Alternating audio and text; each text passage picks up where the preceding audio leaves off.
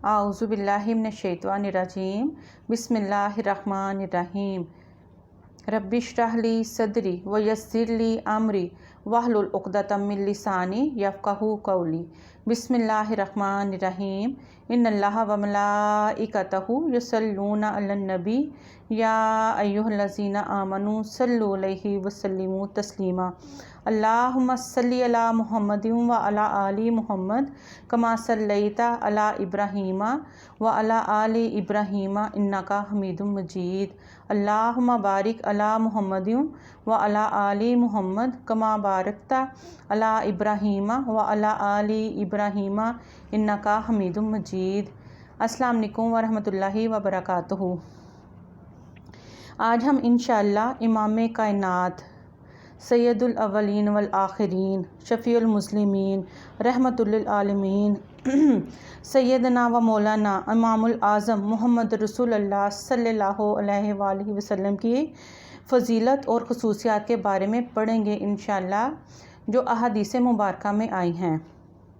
صحیح بخاری کی حدیث مبارکہ ہے، ابو ہریرہ رضی اللہ عنہ بیان کرتے ہیں، رسول اللہ صلی اللہ علیہ وآلہ وسلم نے فرمایا، میں اولاد آدم کے بہترین طبقات سے ہوتا ہوا اس طبقے میں پہنچا ہوں جس میں میں پیدا ہوا ہوں۔ سبحان اللہ، سبحان اللہ۔ صحیح مسلم کی اور ترمذی کی حدیث مبارکہ ہے، واصلہ بن اسقع رضی اللہ عنہ بیان کرتے ہیں، میں نے رسول اللہ صلی اللہ علیہ وآلہ وسلم کو فرماتے ہوئے سنا، اللہ نے اولاد اسماعیل علیہ السلام میں سے کنانہ کو منتخب فرمایا، کنانہ میں سے قریش کو، قریش میں سے بنو ہاشم اور بنو ہاشم میں سے مجھے منتخب فرمایا۔ سبحان اللہ۔ اور ترمذی کی روایت میں ہے، اللہ تعالیٰ نے ابراہیم علیہ السلام کی اولاد میں سے اسماعیل علیہ السلام کو منتخب فرمایا اور اسماعیل علیہ السلام کی اولاد میں سے بنو کنانہ کو۔ صحیح مسلم کی حدیث مبارکہ ہے، ابو ہریرہ رضی اللہ عنہ بیان کرتے ہیں، رسول اللہ صلی اللہ علیہ وآلہ وسلم نے فرمایا، روز قیامت آدم علیہ السلام کی اولاد کا سردار میں ہوں گا، سب سے پہلے مجھے قبر سے اٹھایا جائے گا، سب سے پہلے میں سفارش کروں گا اور سب سے پہلے میری سفارش قبول کی جائے گی۔ سبحان اللہ، الحمدللہ۔ صحیح مسلم کی حدیث مبارکہ ہے، انس رضی اللہ عنہ بیان کرتے ہیں، رسول اللہ صلی اللہ علیہ وآلہ وسلم نے فرمایا، روز قیامت تمام انبیاء علیہ السلام سے میرے متبعین زیادہ ہوں گے اور باب جنت پر سب سے پہلے میں دستک دوں گا۔ سبحان اللہ۔ صحیح مسلم کی حدیث مبارکہ ہے، انس رضی اللہ عنہ بیان کرتے ہیں، رسول اللہ صلی اللہ علیہ وآلہ وسلم نے فرمایا،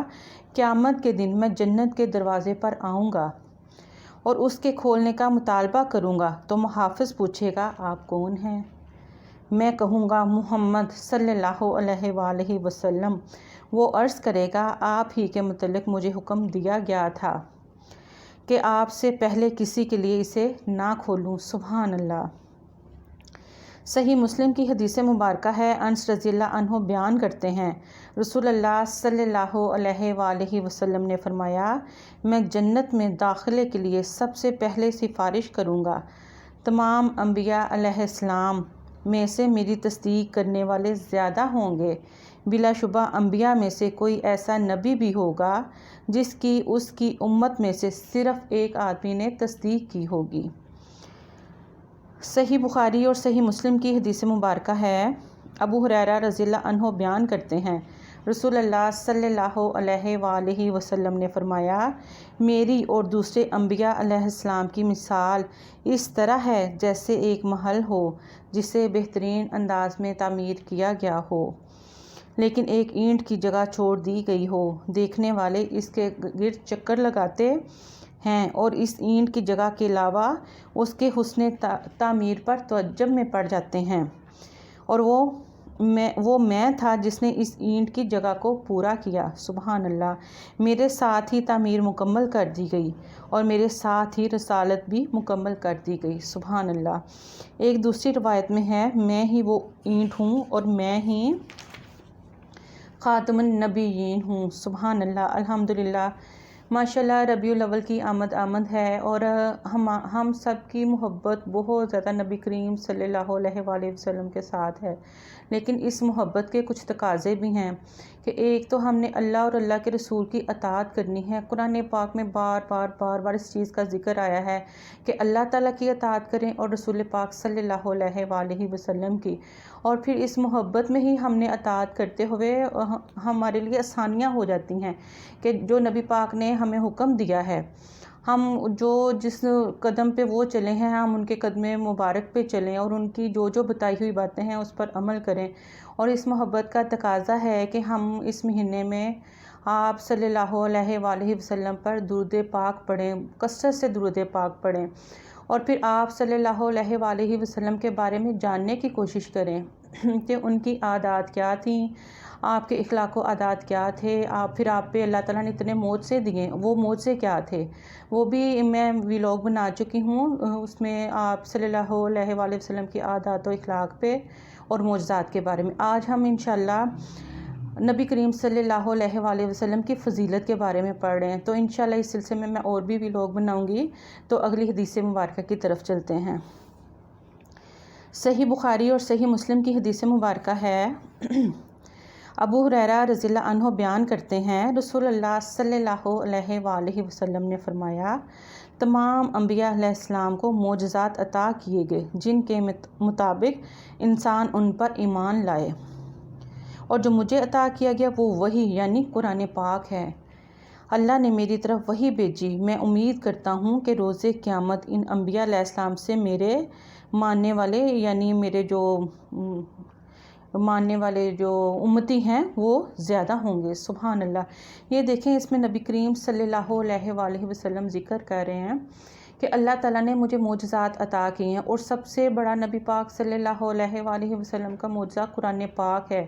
اور قرآن پاک ایسی کتاب ہے جو انسان کے لیے راہ ہدایت ہے اور ہمارے لیے راہ ہدایت ہے۔ تو اس میں اللہ تعالیٰ نے ہمیں ہر چیز کے بارے میں، بنی اسرائیل جو قوم تھی وہ بڑی لاڈلی قوم تھی، اس کے بارے میں بھی ذکر کیا ہے، پھر مسلمانوں کو مخاطب کیا گیا ہے، پھر خاص طور پہ ایمان والوں کو مخاطب کر کے ہمیں زندگی گزارنے کے سارے طریقے اور سلیقے قرآن پاک سے ہی پتہ چلتے ہیں۔ تو قرآن پاک سے جڑیے، قرآن پاک سے سیکھیے اور اپنے بچوں کو بھی سکھائیے، اور زندگیاں اتنی آسان ہو جاتی ہیں،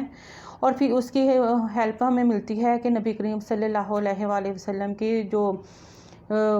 حدیث مبارکہ ہے اس سے بھی ہمیں گائیڈ لائن ملتی ہے۔ تو ان دونوں کو آپ اپنی زندگیوں میں روٹین میں حصہ بنائیں کہ ہم نے ٹائم دینا ہے، جیسے قرآن پاک کو آپ آدھا گھنٹہ یا 1 گھنٹہ دے رہے ہیں، تو حدیثوں کو بھی کوشش کریں کہ 1 گھنٹہ یا آدھا گھنٹہ حدیثوں کی کتابوں کو پڑھیں،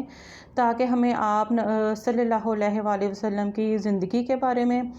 آپ کی جو زندگی کے معمولات تھے ان کے بارے میں، آپ کے معجزات کے بارے میں، اور جو آپ پہ جس طرح وحی آتی تھی اور جو آپ کی کیفیات ہوتی تھیں اور جس طرح آپ نے زندگی گزاری اور مسلمانوں کے لیے اتنی زیادہ مشکل زندگی گزارتے ہوئے قربانیاں بھی دیں، تو اس کے بارے میں ہمارے لیے جاننا بھی ضروری ہے، اور یہ ہمارے ایمان کا بھی حصہ ہے الحمدللہ۔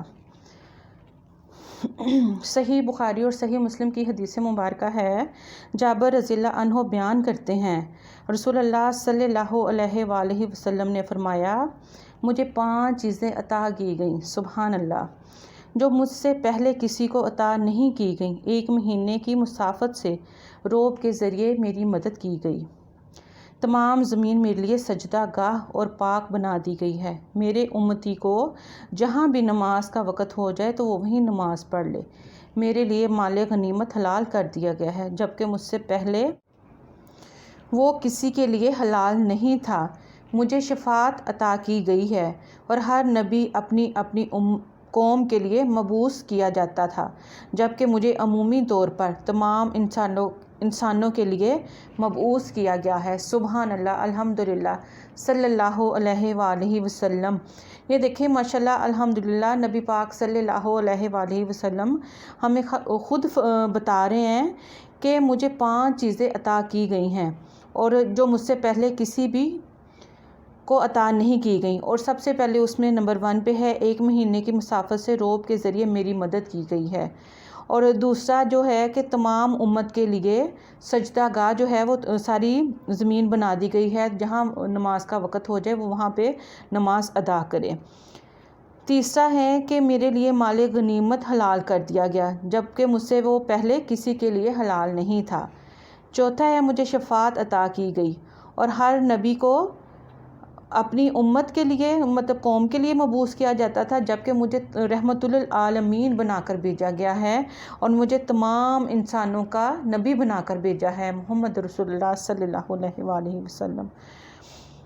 صحیح مسلم کی حدیث مبارکہ ہے، ابو ہریرہ رضی اللہ عنہ سے روایت ہے کہ رسول اللہ صلی اللہ علیہ وآلہ وسلم نے فرمایا، مجھے دوسرے انبیاء علیہ السلام پر 6 چیزوں سے فضیلت عطا کی گئی ہے۔ مجھے جوام الکلم یعنی بات مختصر لیکن اس کا مفہوم جو ہے وہ زیادہ سمجھ جس کا آ جائے وہ عطا کیے گئے ہیں۔ روب کے ذریعے میری مدد کی گئی ہے، مال غنیمت میرے لیے حلال کیا گیا ہے، میرے لیے تمام زمین سجدہ گاہ اور پاک قرار دی گئی ہے، سبحان اللہ، مجھے تمام مخلوق کی طرف بھیجا گیا ہے اور مجھ پر نبوت کا سلسلہ ختم کر دیا گیا ہے، سبحان اللہ و بحمدہ سبحان اللہ العظیم۔ یہ دیکھیں ماشاءاللہ نبی پاک صلی اللہ علیہ وآلہ وسلم کی فضیلت کے بارے میں ہمیں کچھ احادیث سے پتہ چلا، اور نبی پاک صلی اللہ علیہ وآلہ وسلم پہ درود پاک پڑھیں، زیادہ سے زیادہ درود پاک پڑھیں اور نبی پاک صلی اللہ علیہ وآلہ وسلم کے بتائے ہوئے جو طریقے ہیں ان پر چلنے کی کوشش کریں، الحمدللہ، اور تو دنیا بھی آسان اور آخرت بھی آسان ہو جائے گی انشاءاللہ۔ تو اس سلسلے میں اور بھی احادیث ہیں، وہ انشاءاللہ اگلے ویلاگ میں بیان کروں گی، تو تب تک کے لیے اجازت دیجیے۔ السلام علیکم ورحمۃ اللہ وبرکاتہ۔ سبحانک اللہم و بحمدک، اشہد ان لا الہ الا انت، استغفرک و اتوب الیک، وما علینا الا البلاغ المبین۔